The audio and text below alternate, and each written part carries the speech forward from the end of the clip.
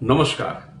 બ્રાહ્મણને ભૂદેવ એટલે કે પૃથ્વી ઉપરનો દેવ કહેવામાં આવે છે, કારણ કે બ્રાહ્મણ પાસે સૌથી શક્તિશાળી મગજ છે અને સૌથી ઉદાર હૃદય છે, અને એ ઈષ્ટદેવ મહાદેવની બ્રાહ્મણને આપેલી અમાનત છે.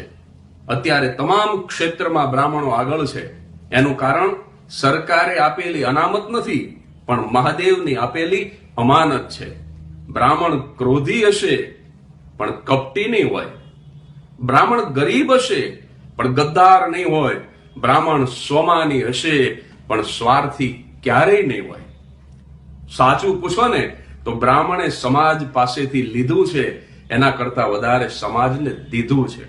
યજમાન પત્નીની આંખમાં નિસંતાન હોવાનું દુઃખ જોઈને કોઈ પવિત્ર બ્રાહ્મણના મોઢામાંથી આશીર્વાદ નીકળી જાય, પુત્રવાન ભવ, તો કદાચ એ સ્ત્રીના નસીબમાં પુત્રનું સુખ ન હોય ને તો પવિત્ર બ્રાહ્મણના શબ્દોને સાચા પાડવા ખુદ ઈશ્વરે એ યજમાન પત્નીના આંગણામાં પુત્ર બનીને અવતરવું પડે.